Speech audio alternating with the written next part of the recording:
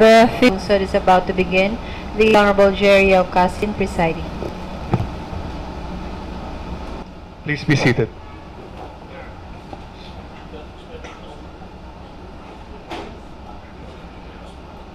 The 58th regular session of 13th Sangguniang Panglusod will now come to order. The following honorable members are present. The Honorable Jerry Uy, Honorable Evangeline Esperas, Honorable Rachel Erica Pineda, Honorable Aurora Amy Grafil, Honorable Raisa Villasin, and Honorable Eden Chuvacoro, Mr. Presiding Officer.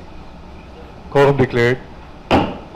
Honorable Victor Domingo will not be able to join us for this afternoon session because of fever. Before we proceed, we acknowledge now the youth leaders from the different schools will be joining us in this afternoon, and all your staff, companions and all. Let's proceed now. First item in our agenda is the reading and consideration of the minutes of January 24, 2018 regular session. Mr. Floor Leader. Good afternoon, everybody. Considering that each member of this august body has been furnished copy of the minutes of the regular session of January 24, 2018, I move that we dispense with the reading of the said minutes. There's a motion to dispense with the reading of the full text of the minutes conducted last January 24, 2018. The motion is seconded by? Any second to dispense with the reading. Seconded by Honorable Uy. Any discussion? Any objection? There being none, the motion is approved. As a corollary motion, I move that we pass and approve the minutes of the regular session of January 24, 2018. There's a motion to pass and approve the minutes conducted last January 24, 2018. The motion is seconded by? Seconded by Honorable Esperas. Any corrections? Any objections? There being none, the motion is approved. We now acknowledge the presence of Honorable Magulaya. Committees R 2018-13-572, request of the following for a franchise to operate an internet cafe: PesoNet, Parog Computer Shop, Kev's Internet Cafe, OJ's Internet House, Billy Nasi Internet Cafe, to be referred to the Committee on Games and Amusement. R 2018-13-573, request of the following for a legislative franchise to operate a motorcycle for hire in the city of Tacloban: Romel Lopez, Rogelio Bermudo Sr., Anita Dadula, to be referred to the Committee on Transportation, Terminal Administration, Communication, and Public Information. R 2018-13-574, request of Ms. Mabel Balyais for a permit to operate a bunuan in Barangay 88, San Jose, Tacloban City, to be referred to the Committee on Agriculture, Fisheries, and Aquatic Resources. We have three items to be referred to the Committee on Laws and the Committee on Barangay Affairs. R 2018-13-575, Barangay Ordinance Number 3, Series of 2017 of Barangay 13, an ordinance establishing a Barangay Ecological Solid Waste Management Program, regulating the proper segregation, collection, recycling, and proper disposal of garbage, and the assessment of garbage fee from households, commercial, industrial establishments in Barangay 13, Tacloban City. R 2018-13-576, Barangay Ordinance Number 1, Series of 2017 of Barangay 102, Old Kawayan, an ordinance establishing a Barangay Ecological Solid Waste Management Program, regulating the proper segregation, collection, recycling, and proper disposal of garbage, and the assessment of garbage fee from households, commercial, industrial establishments in Barangay 102, Old Kawayan. R 2018-13-577, a letter of protest of Ms. Rita Consuelo Yero Apostol against Barangay Chairman Alberta Ariza Eviota, Barangay 95-A, to be referred to the Committee on Barangay Affairs. We have two items again for the Committee on Laws. R 2018-13-578, request to pass a resolution for authority to enter into terms of billing agreement as an addendum to the amended contract agreement for procurement of illumination maintenance services between the City Government of Tacloban and Luminance Incorporated. R 2018-13-579, request to pass a resolution for authority to enter into a deed of usufruct by and between the City Government of Tacloban and the National Grid Corporation of the Philippines relative to the request of the Department of Public Works and Highways to the usufructuary to reroute the transmission line because it will construct thereon the Tacloban City Bypass Road project to ease the congestion of the worsening traffic condition in the city of Tacloban. Lastly, R 2018-13-580, request to pass a resolution for authority to open and maintain 2 bank deposit accounts as trust fund for all our maternal care package PhilHealth reimbursement with the City Hall office, 1 bank deposit account for healthcare institution charges, and 1 for professional fee designated for pooling, to be referred to the Committee on Finance, Committee on Laws, and the Committee on Health. That is all for referral, Mr. Presiding Officer. We will proceed to the committee report. Committee report, CR number 2018-13-50, a committee report on the health and sanitation regarding the proposed ordinance creating the Tacloban City Blood Council, defining its function and sources of funds. Mr. Floor Leader shall be recognized. Thank you, Mr. Presiding Officer and Mr. Floor. My dear colleagues, on behalf of the Committee on Health and Sanitation, I would like to render the report, but in as much as everybody has been provided with a copy of the said report, I move that we dispense with the reading of the full text of the whole report. There's a motion to dispense with the Second. sent by Honorable Uy, Honorable Edwin Chua. Any discussion? Any objection? There being none, the motion is carried and approved. As a corollary motion, I move that we pass and adopt and approve a resolution approving the committee report of the Committee on Health and Sanitation regarding proposed ordinance creating the Tacloban City Blood Council, defining its functions and sources of funds. There's a motion to approve the committee of the Tacloban City Blood Council, defining its functions and sources of funds. The motion is seconded by all. Any discussion? Any objection? There being none, the motion is carried and approved. Thank you very much. Thank you. And Laws and the Committee on Barangay Affairs. Agenda 13-359, Barangay Ordinance of Barangay 109 VNG Subdivision, and Ordinance Revising Comprehensive Tax Ordinance Number 01, Series of 2008 of Barangay 109, VNG Subdivision, Tacloban City. And Agenda 13-369, Barangay Ordinance Number 1, Series of 2017 of Barangay 50, and Ordinance 50, Tacloban City. Items in the assigned business, Jerry Uy. Honorable Uy is recognized for the 2 items. Thank you, Mr. Presiding Officer. Good afternoon. Agenda number 13-359 is Barangay Ordinance number 2017-001, entitled the 2017 Revised Comprehensive Tax Ordinance of Barangay 109 VNG Subdivision, Tacloban City. This Barangay Ordinance was previously remanded to the Sangguniang Barangay of Barangay 109's VNG Subdivision for modification. The Sangguniang Barangay had made the necessary modification to the ordinance as recommended by this august body. Finding the ordinance in order, I move that we pass a resolution approving upon review Barangay Ordinance number 2017-001 of Barangay 109 VNG Subdivision, Tacloban City. There is a motion to pass the resolution approving upon review Barangay Ordinance number 001? 2017-001. 2017-001 of Barangay 109 VNG Subdivision, Tacloban City. The motion is seconded by Seconded by all. Any discussion? Any objection? There being none, the motion is carried and approved.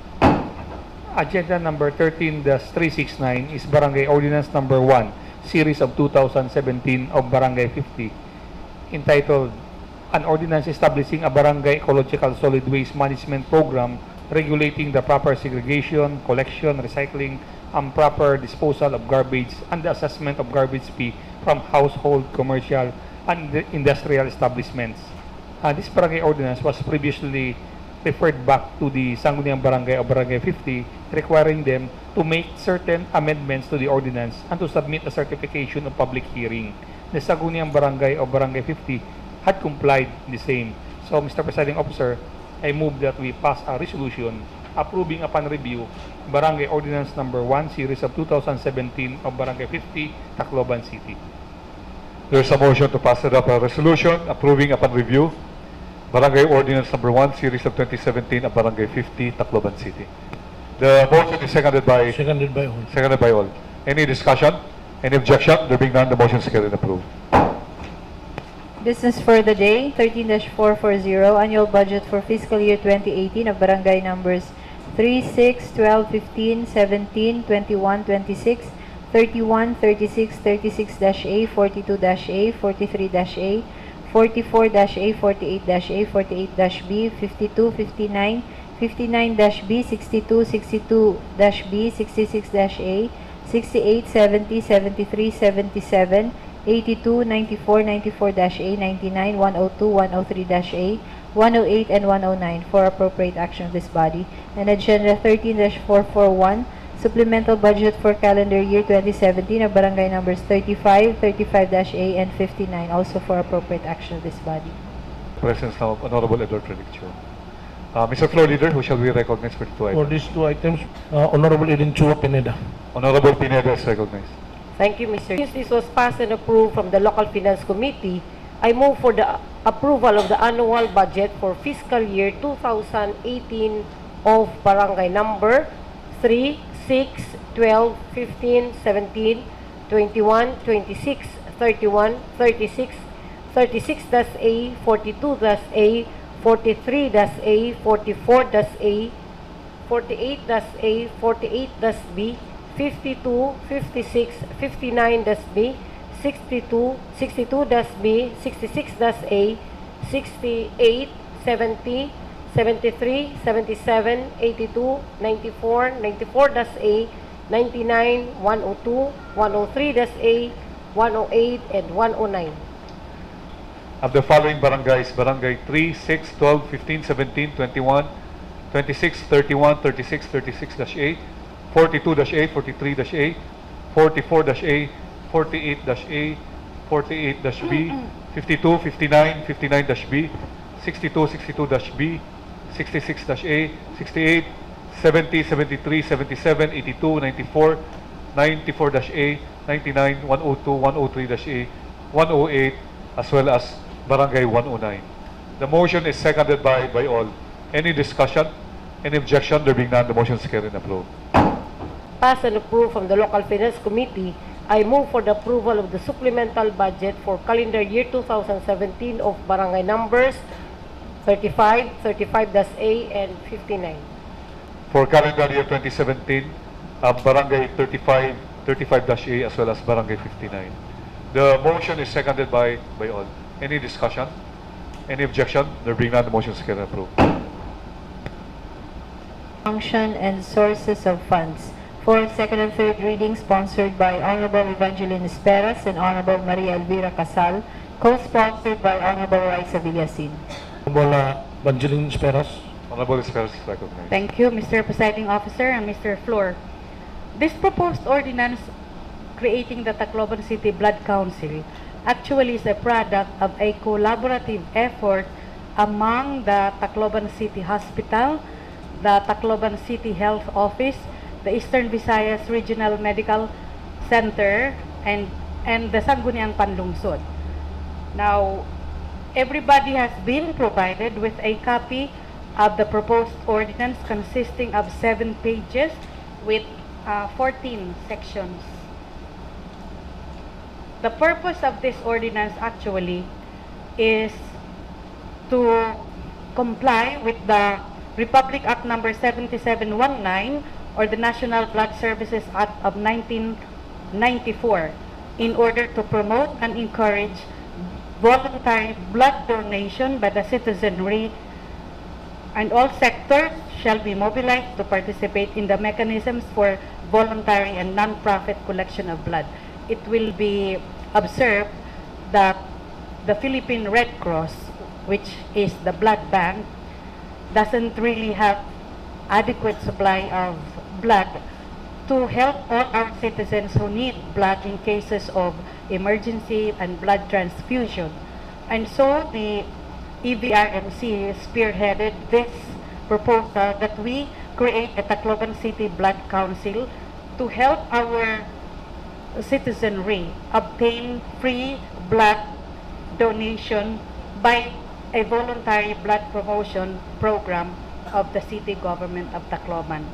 Now, if you will, I suppose that everybody has perused the provisions contained in the proposed ordinance, and if there is no question or the committee is willing to answer, any question, interpellation from the floor?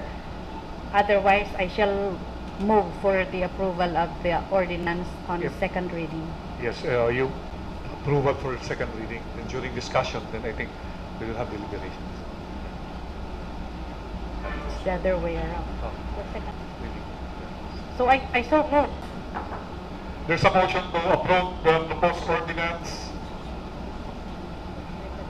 creating the Tacloban City Band Council, defining its function and sources of funds for second reading. The motion is seconded by? Second. Seconded by all. Any discussion? Discussion, Honorable Pineda.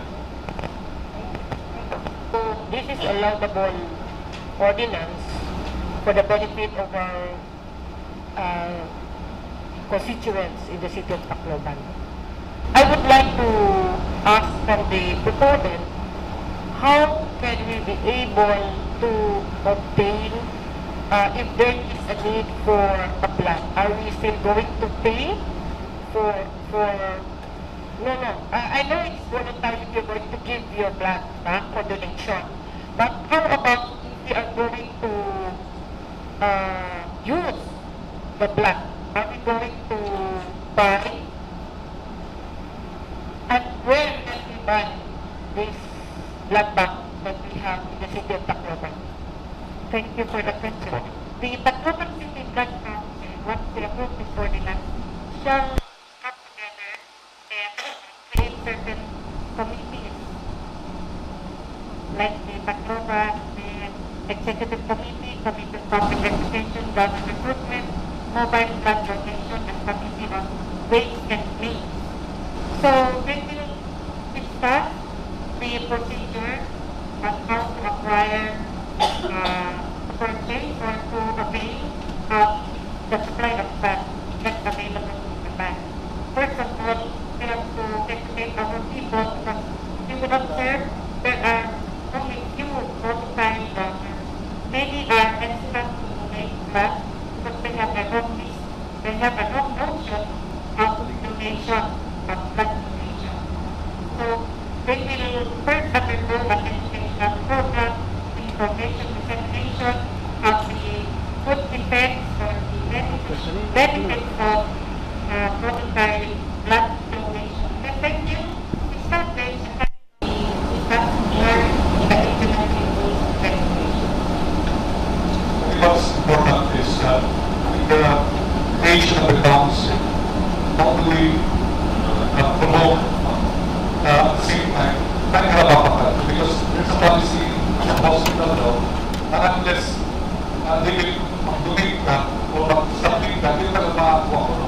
And that's a dilemma of the patients kasi emergency, mamimili ka in donor bago ka matagal na rin.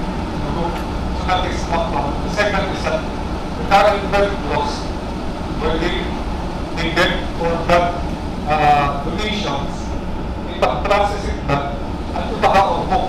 And it takes 2 days now to screen it. So, I think now with the blood center, the blood collection unit, the blood service facility, siguro I think the establishment of one will be very, very vital kasi there's a high demand right now. I talk to official from Red Cross na kulang po na ganun. Obviously, the hospital, nagpili na normal view. The Tacloban City Blood Council shall also coordinate with all the hospitals in the city, both private and government hospitals, so that there will be a mechanism of and the barangays are important to tap the barangay officials and encouraging their constituents to voluntarily donate blood. Now, previously when I was a board member, the municipality of Alabama was always recognized by the Philippine Red Cross for giving so much blood to the Red Cross. That is why when Alabama would need blood, readily the Philippine Red Cross will give out the blood because they have in their bank blood donations coming from Alabama. So we hope that by this creation, we will have more blood, voluntary blood donations, and we will have enough supply to our needing constituents. I'm okay with that main abutan. Barangay 109 and come to the CKS because we have a regular program of volunteer blood vetting. So, mas may constitution na taga-barangay 109, tatagal tayo ito. The rest daw, amoy na tinanan ng pamili ko na donor na isa ating sasadyo. Any further discussions? No, vote mo tayo.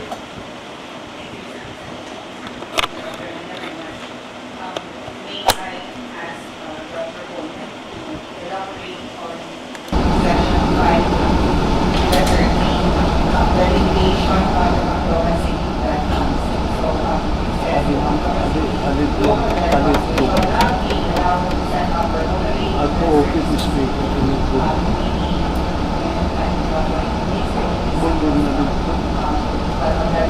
Ini iba man nila connection.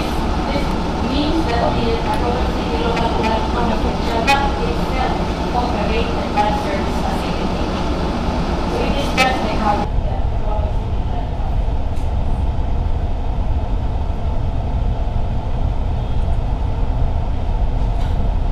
Any further discussions? Any objection? There being none, motion is carried. Thank you, Mr. Presiding Officer, proposed ordinance on second reading, and the questions having been answered to their satisfaction. And due to the urgency of this particular ordinance, I move that we approve this particular ordinance on third and final reading.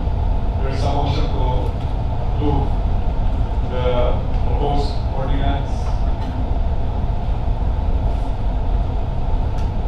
creating the Tacloban City Blood Council defining its functions, resources, and funds for third and final reading. The motion is seconded by Otto. Any objection? Being none, the motion is seconded. Congratulations. Agenda 13-443, a proposed ordinance within the city of Tacloban for second reading. Secretary here. There is a perfectly true. Alderman Chua.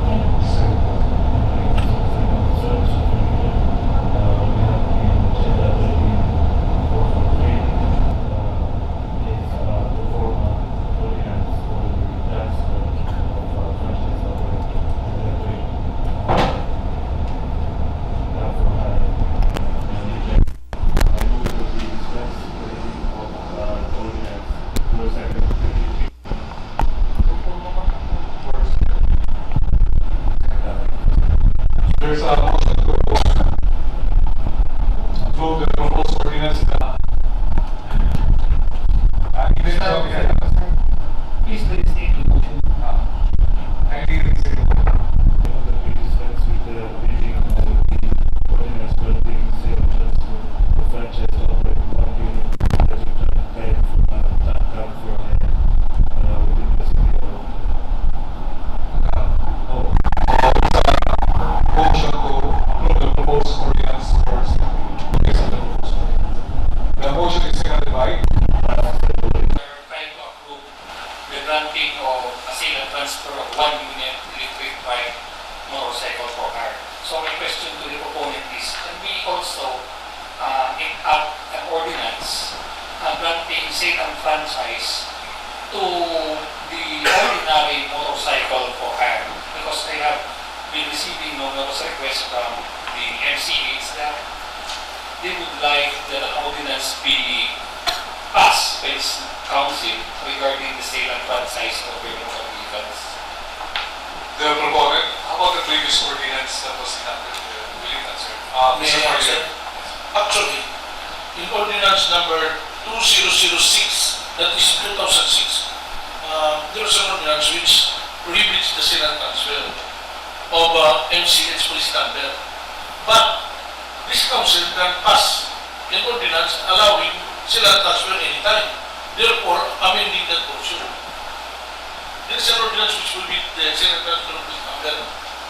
There is an ordinance. But if we pass an ordinance allowing the sale and transfer of police number, then the latest ordinance will prevail over the previous ordinance. Yes, but then it's the franchise, the definition of franchise is a privilege, not a right. So we have to define first whether the legislative franchise is a privilege or can be used for sale and transfer. Kasi when the last time we talked in the LTFRB, General Manager said that even in the PUB, once you will not use already your PUB and franchise, supposedly should be surrendered. Pwede mong ibalik yan na iba because the franchise given supposedly to the operator now is a privilege. The franchise under the public service law, which is still effective up to now, can be sold, can be transferred, and can be sold, provided the transferee has all the requirements provided for by law, has all the requirements and qualifications provided for by law. Actually, there is a misunderstanding in the previous ordinance, in the 2006 ordinance, regarding revision the sale and transfer of police number. Police number is not a franchise. They are thinking that the licensing officers thinking that the police number is a franchise. No, it is not. The police number is just to monitor the number of units that are already operating in Tacloban City. A franchise can only be issued by the Sangguniang. The licensing cannot issue a franchise. They are just issuing a police number. The main purpose of police number is to monitor the number of units already operating. Yes, but the question is, can they issue a police number without a franchise? What happened last time was, there was an ordinance. In 2006, there is an ordinance which allowed the city mayor to, there's a resolution by the way, it's a resolution, authorizing the mayor to issue provisional authority. In relation to that authority, when the mayor was granted the authority to issue provisional authority, the office of the business licensing officer issued the corresponding police number.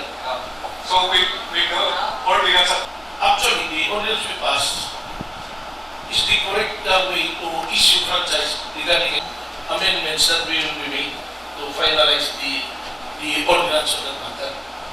So we will, if the body agrees that we will allow the sale and transfer of the franchise, then it can be. If we allow it. I think that with this one, because we granted like how many? 20? The word franchise is granted for this. Yes. We can take 30. So this is part of the 30. yes, still Part of the 30. they cannot sell what they have. Of the franchise in Pinoy ako. The electronic MCX, it's the same. But in this case, we are only approving 1 unit of each right motor cab. That's why the ordinance is a special ordinance for a particular person. I think the ordinance must be applicable to all.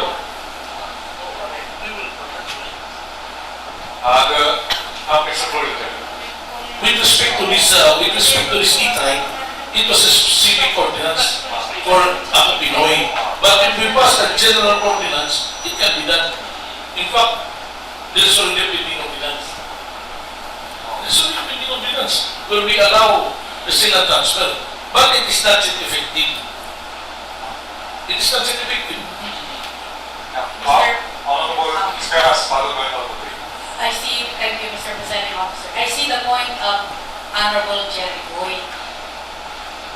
Because this ordinance is specifically for 1 unit of electric trike cab for hire, it may be considered class legislation. But if the ordinance that we shall enact would be for all electric trike cabs operators to be given the franchise, then we are doing away with class legislation. So only one, this one is a specific man lang for 1 operator. So let's make it general. Precisely, to grant franchise. So the power to grant franchise is to be able to regulate the number of units operating. So to limit it, so you need a franchise. Because if you don't need, everyone can get a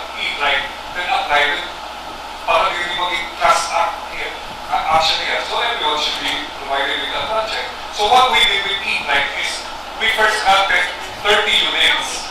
So itaga nag-approve ang example niya granting franchise for 30 units. So from that 30 units, adding pa man ito 30 units. So this one, itataga na natin ang ini, allow ko niya. So say, I think this is the pera na niya. I think this is one. Yeah. Previous ordinance which we enacted, how many franchises will be allowed to be granted for each right? Yes. Mr. Floor Leader.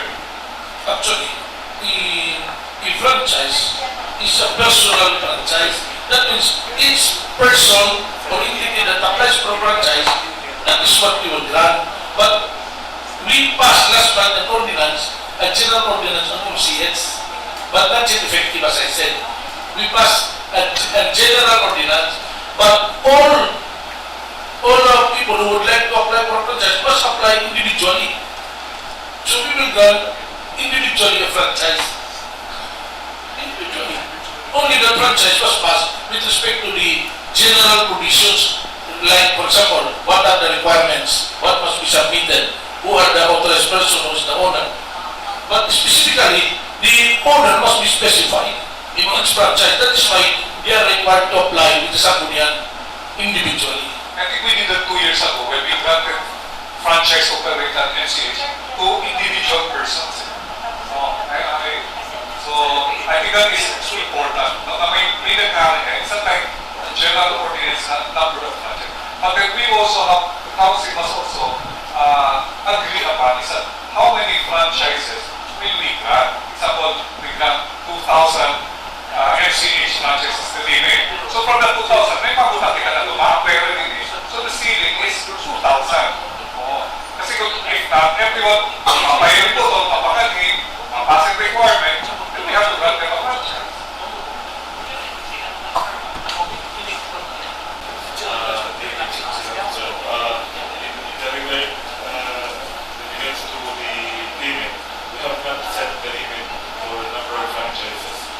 Since the year 2003. For the MCH, yes. Whether it's if we issue a franchise and there's an application for sale and transfer, it does not increase the number of units. There's only a transfer of ownership, but the same number of units will be running. For example, we allowed Juan to have 5 units in the franchise. He sell 2 to G. It does not make the running units 7. It is still 5. Because we transfer only the authority to J, the 2. So the same number, it does not increase the number. Sale and transfer of franchise or unit does not increase the number of units running. As you said, what we will do in coordination with the Office of the Mayor is to set a number of units that will be allowed to operate within the city of Tacloban. That is why there is a study from UP which we will use in the study in the final section of the ordinance, so that we will know actually how many units will be allowed, how many MCH will be allowed to operate in Tacloban City. If it says 2,000, then we will limit it to 2,000. When the time comes that we have more roads, additional roads, then we can increase. At present, there are many motorcycle for hire still in the name of the previous owners. Though they will register it, but they have not yet transferred the ownership, although they have the deed of sale, because there is no grant of sale and transfer in the BBLO. So that's why I'm asking the proponent if we can propose also an ordinance or make this an ordinance open to all motorcycle for hire, not only specifically for the right. Yeah, but from the chair, I think we should carefully plug in that direction of allowing for sale and transfer, because we know the reason why in 2016 tanggal ito ang sale and transfer, hindi mabaligyan na yung mga prangkisa na 20 minutes, 25 minutes, 90 minutes ito sa prangkisa.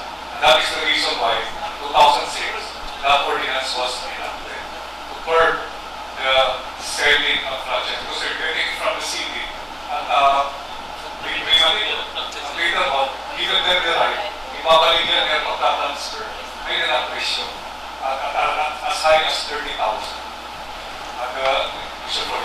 let me be sold, well, the police number, not the franchise. Because before one person can have a franchise, he must have the qualification required for a franchisee.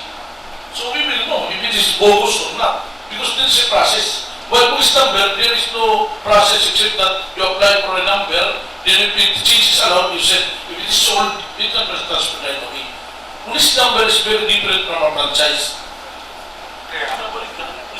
So what in the past, what they're doing is instead of adding the police number, they're i-retain na lang nila ito na unit sa pagtagihan ng motor, yung mga ngalan, pero police number, yung mga ngalan.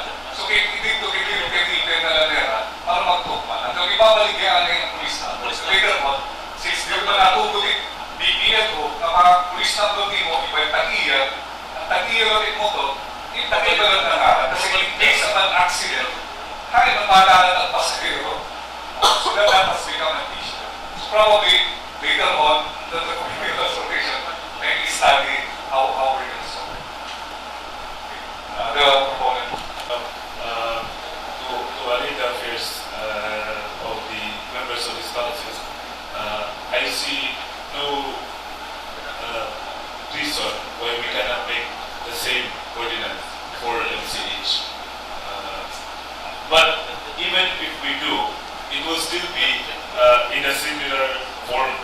I believe it should be in the same form where we issue the transfer of franchise individually. At least each owner should be individually named. The franchise will still be issued by the Sangguniang Baptism. Any further discussions? Any objection? As a committee, considering there are no corrections to the ordinance, I move that the ordinance be passed and approved for third and final reading. There's some ordinance for third and final reading. The motion is seconded by Secretary of the Issue. Any objection? We have a motion seconded approved. Offered by the committee laws. Agenda 13-444. Barangay Ordinance Number 2017-3 of Barangay 88 and Ordinance enacting on stray animals, fowls, prescribing rules for their care, quality, and disposition, and providing penalties for violation thereof. Agenda 13-445. Request to pass a resolution for authority to enter into a deed of donation inter vivos made and executed by and between Villa de San Juanico Subdivision Incorporated with principal office of Villa de San Juanico Subdivision, Barangay 93, Bagakay, as donor, represented by its President Emiliana S. Gray and the City Government of Tacloban, Macedonia, relative to the donation of various parcels of land. Agenda 13-446. Request to pass a resolution for authority to enter into a deed of donation by and between Ms. Epistemia R. Rama and the City Government of Tacloban relative to the donation of road lot with road lot number 4696-J covered by TCT number T-70725. Agenda 13-447. Request to pass a resolution for authority to enter into a memorandum of agreement by and between the Philippine Red Cross, represented by Attorney Oscar Palabiag, the Barangay Local Government Unit of Barangay 83-C Tagigtig, San Jose, Tacloban City, represented by Honorable Joey N. Mercado, the Barangay Local Government Unit of Barangay 79, Marasbaras, represented by Honorable Kenneth Antelan, and the Local Government Unit of Tacloban City, relative to the implementation of the biodigester technology in Barangay Tagigtig at Barangay Marasbaras. And lastly, Agenda 13-448, request to pass a resolution for authority to enter into a memorandum of agreement by and between the City Government of Tacloban and Robinson's Land Corporation, represented by its Senior Regional Operations Manager, Flora E. Vega, relative to the maintenance of the pedestrian overpass, including man lift, along Tacloban Baybay South Road in front of Robinson's Place, Tacloban City. Continuing recognition to Honorable Jerry Uy. Honorable Lisa, next one. Thank you, Mr. President Officer. Agenda number 13-444 is Barangay Ordinance number 2017-03 of Barangay 88, San Jose, Tacloban City, entitled Ordinance Enacting Constraining Animals, Fowls, Prescribing Rules for their care, impounding, and disposition,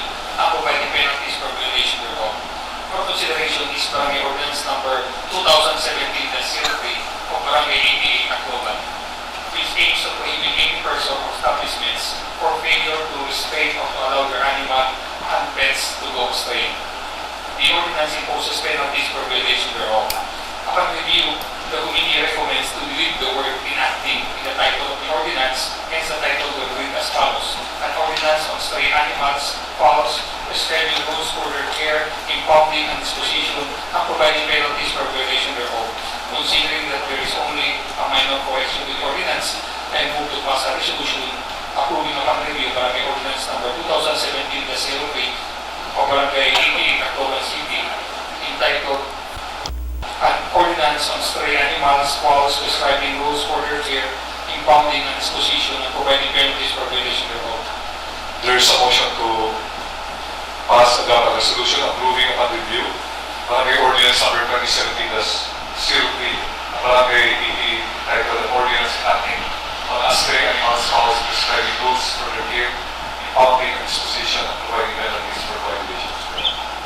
The motion is seconded by all. Any discussion? Discussion about even showing. Thank you, Mr. Chair. In one of the section here, we are authorizing the barangay to impound animals. So, what constitutes animals? Specifically. Actually, we have the definition here as stray animals or fowls. Any animals, fowls, which is loose, unrestrained, on outside household premises, and not under the control of its owner, is closed in a public place. So it is any kind of animal or fowls. So, you mean they are going to build a big pound for all these animals? Like for example, dogs. They catch the dog. So do we allow also euthanasia? Because as what I have learned in our city vet department, within a week, if you cannot claim the dog, then they will kill. They will inject the dog to sleep. So do we also allow barangay to do the same? May I answer, Mr. President? Yes. Under the ordinance, the barangay cannot kill the animal.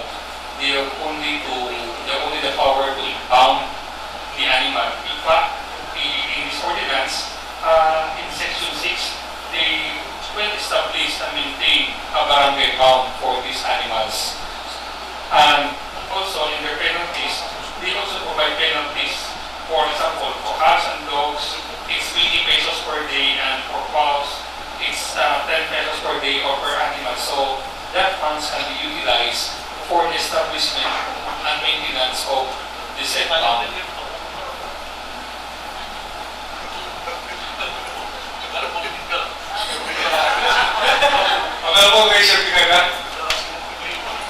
afternoon, everyone. I just want to ask what will happen to the animal if it will not be claimed.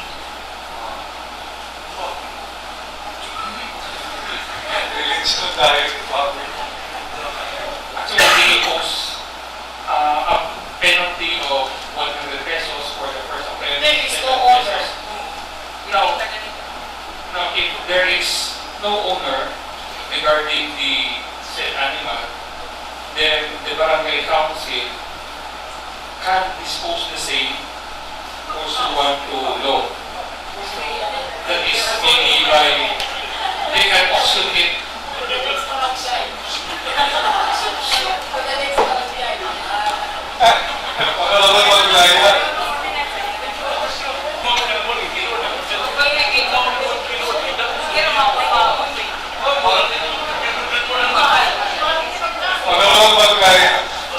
Thank you, Mr. Presiding Officer. I also want to know if what are existing laws on establishing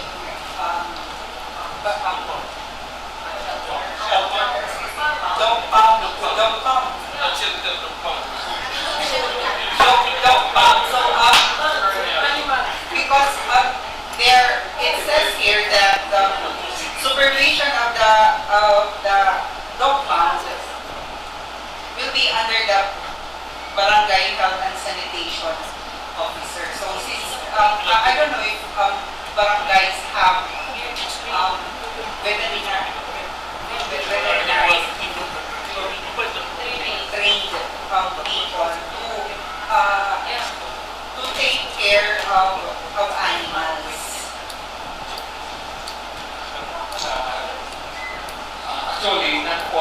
barangays have veterinarian in their own barangay.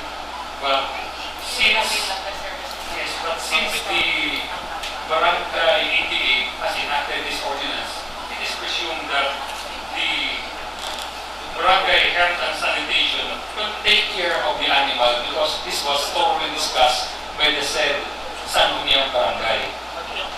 Probably, Chair, probably they should have put a section wherein after how many days they will over the city bed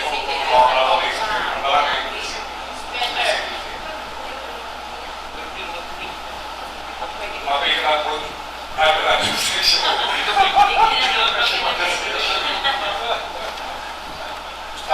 Any further discussions? Yes. Honorable Pineda. So maybe the proponent can also suggest so that the ordinance can be effective. He would suggest to the said barangay what are our suggestions.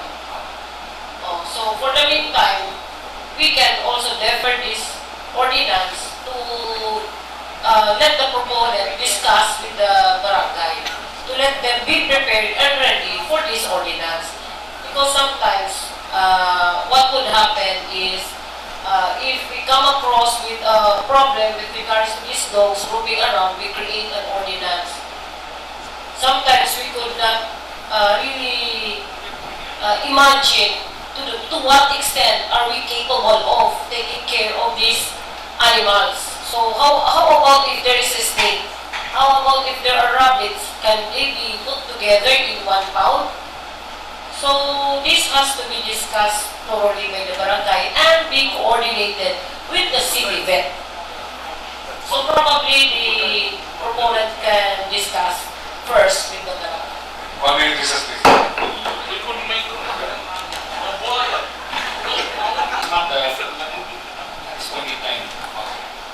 So there is a motion to defer consideration of the said proposed ordinance. The motion is seconded by all. Any discussion? Objection to being motion.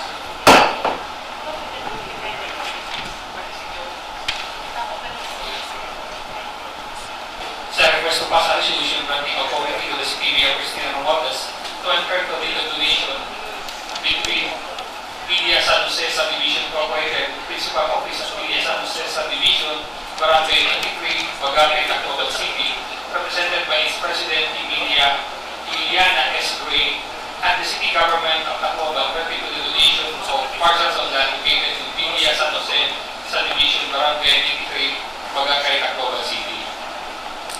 For consideration before this August body is a proposed deed of donation by Villa San Jose Subdivision in favor of city government of Tacloban, relating to the donation of 7 parcels of road lots located in Villa San Jose Subdivision Incorporated, Barangay 83, Bagakay, Tacloban City. Upon verification of the documents submitted to this representation, we found out that road lots number 2, 3, and 4 are owned by Emiliana S. Gray, where road lots number 4, 5, 7, 8, and 10 are owned and registered to Villa San Jose Subdivision Incorporated. In view of the said observation, we recommend that 2 separate deed of donation be executed, one by Emiliana S. Gray and the other by Villa San Juanisco Subdivision Incorporated, both in favor of the city government of Tacloban. So, Mr. Presiding Officer, I move to remand the proposed deed of donation to the city mayor's office for revision. There is a motion to remand Yes, sir. back to the city mayor's office for revision. The motion is seconded by? Second. Seconded by Honorable Honorable Direction. Discussion on Honorable Direction. I am not against the donation. I am only saying that this donation is actually to get away from the liability of maintaining the roads. I am not sure if there is an ordinance or a policy by the city government before I became a councilor, before I became a vice mayor, that the city will not accept donation of road lots if that road lot is not cemented. If it is cemented, the city will agree to maintain the road. If it is damaged, the city will repair it. But right now, if it is not yet cemented, in bad condition, the city will not accept it is the obligation of the developer to cement first the roads. That was the policy before. Or if there is an ordinance, I'm not sure. Because all subdivisions, what they will do is donate all lots to us, to the city government, so that the city will cement it for them. And they will profit, the city will just shoulder the cost. I think it would be better if we get information also whether the property said to be donated are cemented roads. The proponent. Actually, Mr. President, sir, there is also a law on Presidential Decree 1216, and that it is one of the requirements that before we accept, is the duty of the city government also to inspect the roads that are being donated to the city government, and that we must also check whether they have also the certificate of completion regarding the subdivision. Yes. There is a recommendation by the city legal officer that we conduct an inspection on the said property before accepting the donation. But however, since I found out that there is an infirmity on the donation submitted to us, I did not recommend for an inspection at this point in time. Mr. President, Honorable Speaker. actually, that was my question. I was about to ask the proponent the purpose of that donation.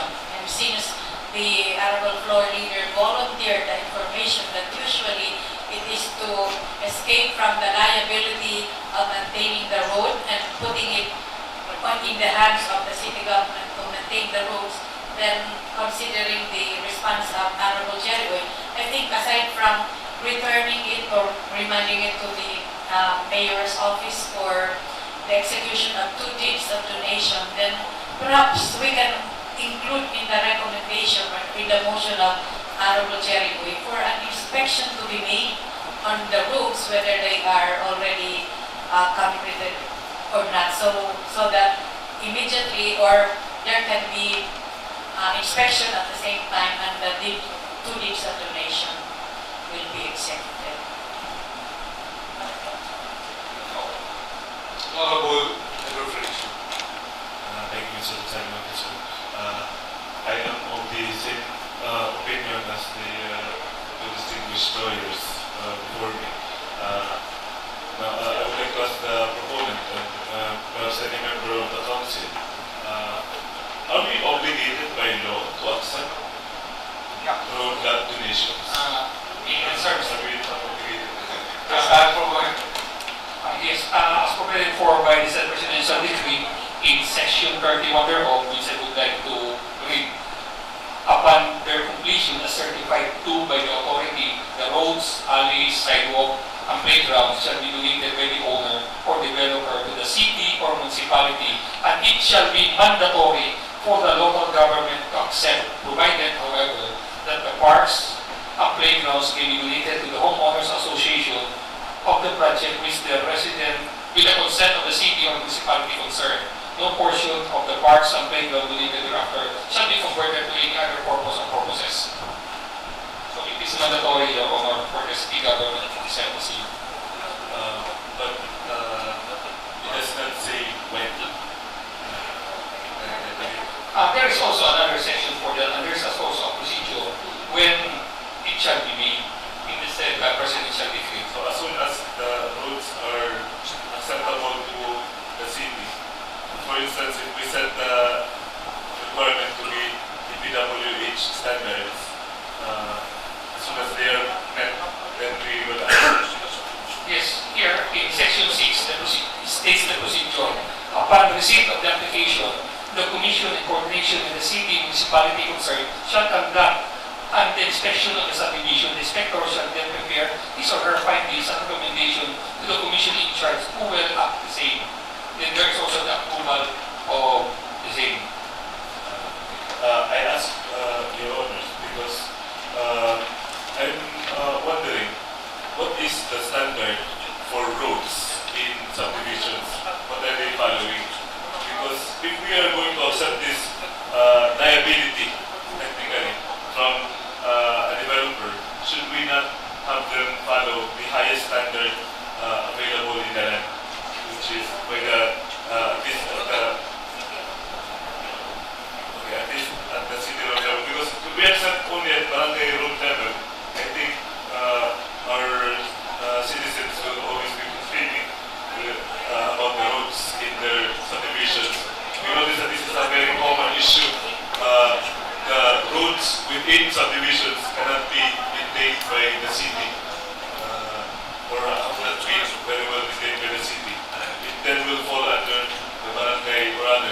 because it will be owned by the city, I'm thinking, what if we set the requirement to that is the highest possible that we can set it to.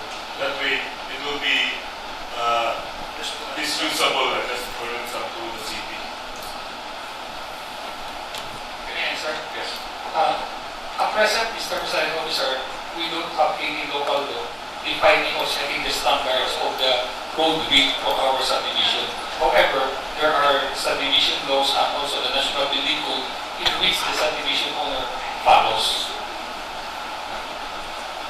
Based on the recommendations of Attorney Barreta, I think they should furnish the something ng copy. Pero mismo nagutan ang recommendation. If after doing